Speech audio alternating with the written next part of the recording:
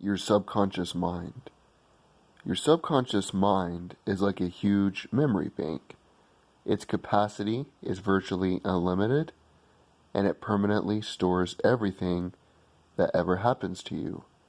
By the time you reach the age of 21, you've already permanently stored more than 100 times the contents of the entire Encyclopedia Britannica. The function of your subconscious mind is to store and retrieve data. Its job is to ensure that you respond exactly the way you are programmed.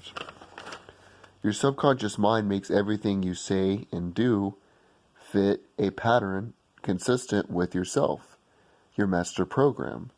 By focusing your thoughts on uplifting ideas such as motivational quotes and videos, your subconscious will begin to implement a positive pattern in your way of thinking and your outlook on life.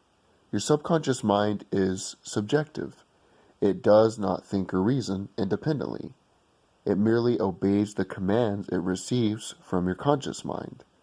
Just as your conscious mind can be thought of as the gardener planting seeds, your subconscious mind can be thought of as the garden or a fertile soil in which the seeds develop and grow. This is another reason why harnessing the power of positive thinking is important to the foundation of your entire thought process. Your conscious mind commands, and your subconscious mind obeys. Your subconscious mind is an unquestioned servant that works day and night to make your behavior fit a pattern, consistent with your emotion, thoughts, hopes, and desires. Your subconscious mind grows either flowers or weeds in the garden of your life, whichever you plant by the mental equivalents you create. Your subconscious mind has what is called a homeostasis impulse. It keeps your body temperature at 98.6 degrees, just as it keeps you breathing regularly and keeps your heart beating at a certain rate. It maintains a balance among the hundreds of chemicals in your billions of cells, so that your entire physical machine functions in complete harmony most of the time. Your subconscious mind also practices homeostasis in your mental realm by keeping you thinking and acting in a manner consistent with what you have done and said in the past. All your habits of thinking and acting are stored in your subconscious mind. It has memorized all your comfort zones, and it works to keep you in them. Your subconscious mind causes you to feel emotionally and physically uncomfortable whenever you attempt to do anything new or different, or to change any of your established patterns of behavior. The sense of fear and discomfort are psychological signs that your subconscious has been activated, but it's been working to establish those behavior patterns in the background, long before you'll ever notice such feelings. The tendency to commit to these patterns is one reason why habits can be hard to break. However, when you learn to purposefully create such patterns, you can harness the power of habit and purposefully instill new comfort zones to which your subconscious will adapt. You can feel your subconscious pulling you back towards your comfort zone each time you try something new. Even thinking about doing something different from what you're accustomed to will make you feel tense and uneasy. This is why time management skills may be tougher to adapt, but once they become habit or routine, they will stay in your comfort zone.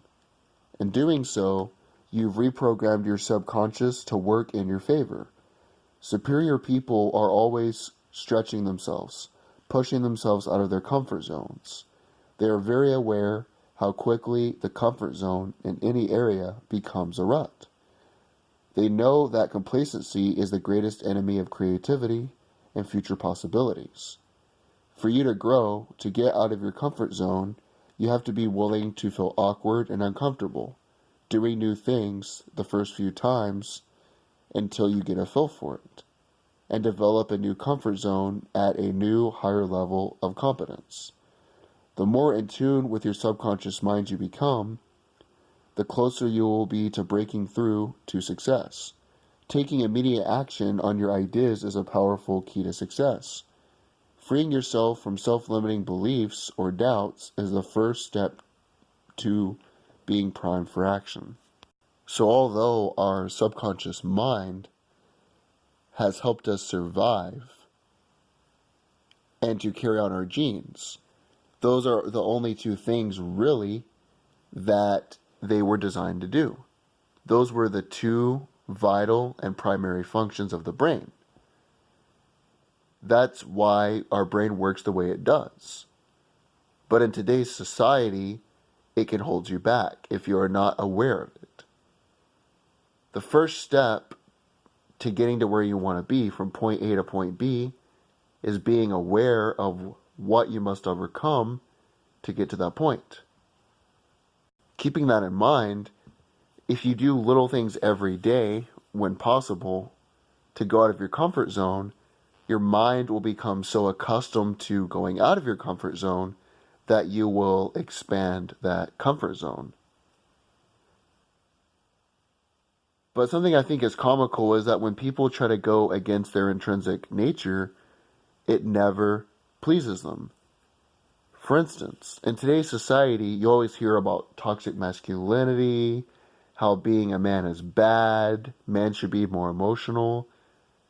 But it is in the genome of women to want a man who is taller than them because they look up to him in stature and they look up to him mentally as a protector.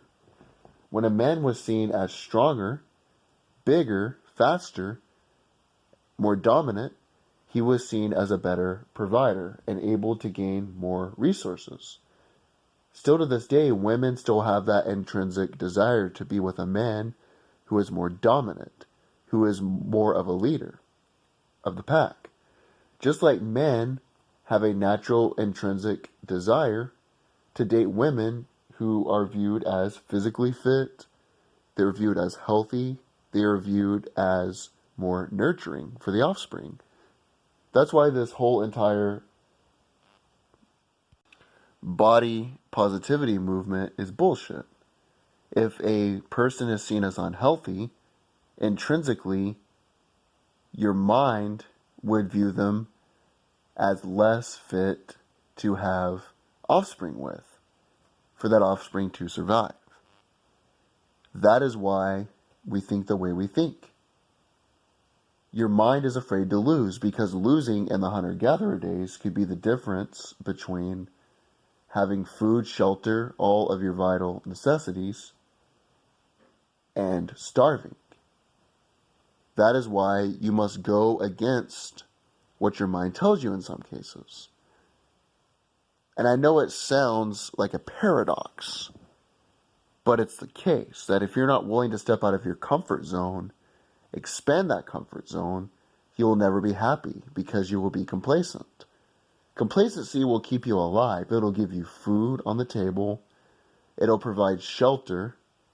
It'll provide your vital functions, but you will never truly be happy because you will just be surviving instead of thriving.